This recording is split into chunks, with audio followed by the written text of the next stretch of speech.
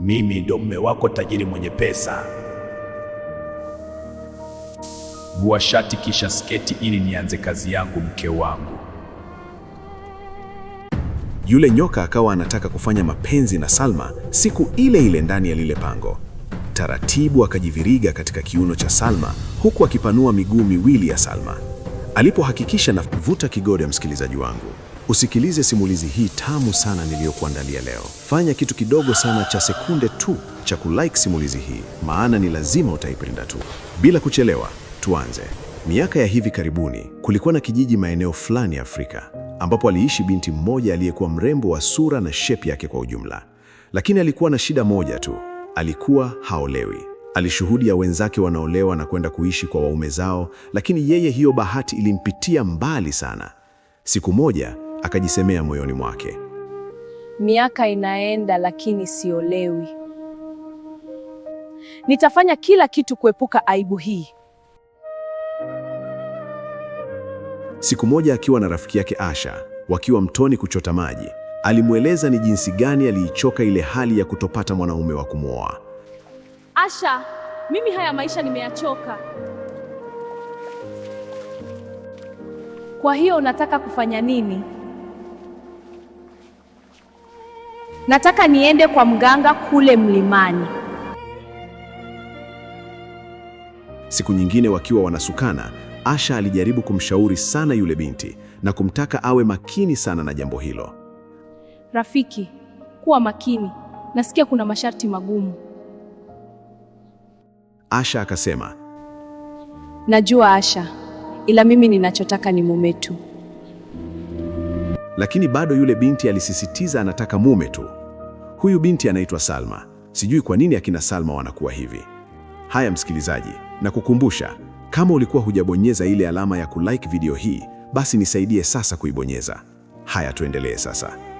Usiku ulivyofika, Salma akachukua taa yake tayari kuingia msituni ili kumtafuta yule mganga aliyekaa mlimani, ambaye yeye aliamini lazima angeweza kumpa haja ya moyo wake. Alikuwa anaogopa, lakini alikuwa anajisemea moyoni, naogopa sana, ila lazima nipate haja ya moyo wangu. Akiwa njiani, ghafla akatokea mwanaume handsome sana, akamwambia Salma, nani huyo? Binti mrembo, nimekupenda sana, unaweza kuwa wangu? Lakini hapo Salma ndipo akaanza kutoa sheria zake za mume anayemtaka yeye. Kama huna hela, nyumba, gari, huwezi nioa. Hapo ndipo tunapoona kwa nini Salma alikuwa haolewi. Alikuwa na vigezo vigumu kwa wanaume, hasa vijana wengi wa pale kijijini ndo kwanza walikuwa wanajitafuta. Kijana akajaribu kila alivyoweza, lakini akagonga mwamba. Nakupenda Dita sana, japo sikujui, nataka tuane, tafadhali kubali.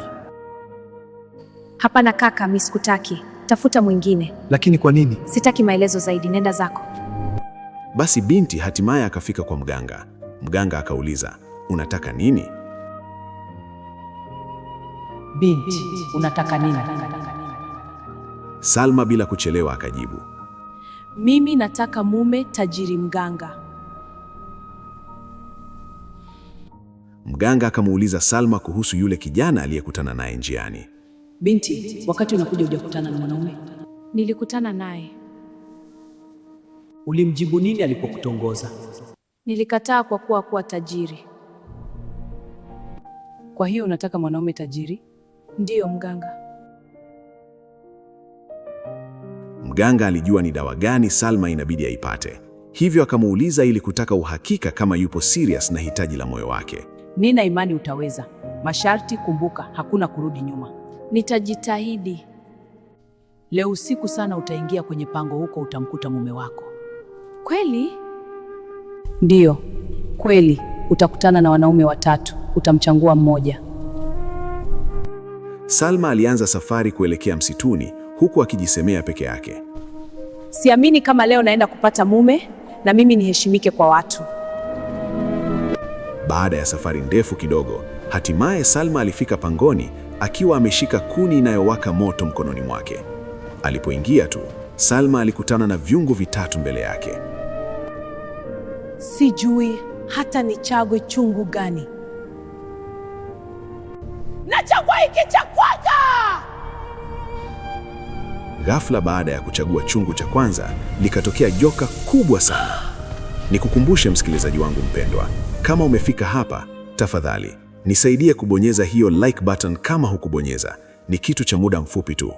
Haya, tuendelee sasa.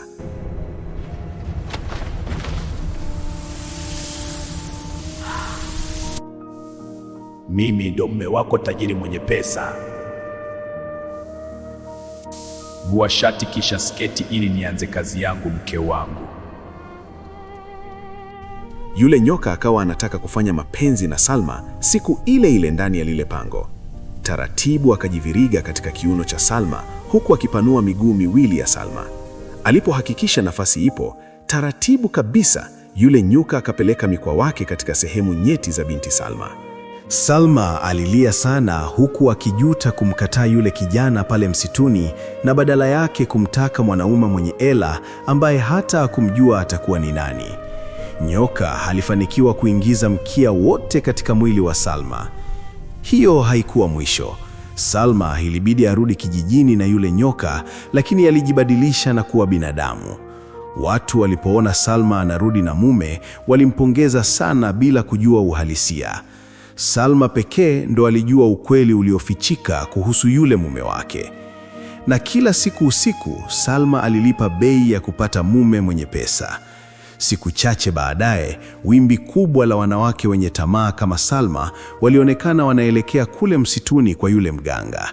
Na ndani ya pango kulionekana wanawake wakilia huku wametanuliwa miguu yao tayari kwa nyoka kuanza kazi.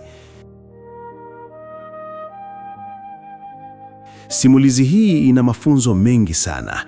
Bila kusita, tuambie umeangalia ukiwa wapi na umejifunza nini. Ni muhimu sana.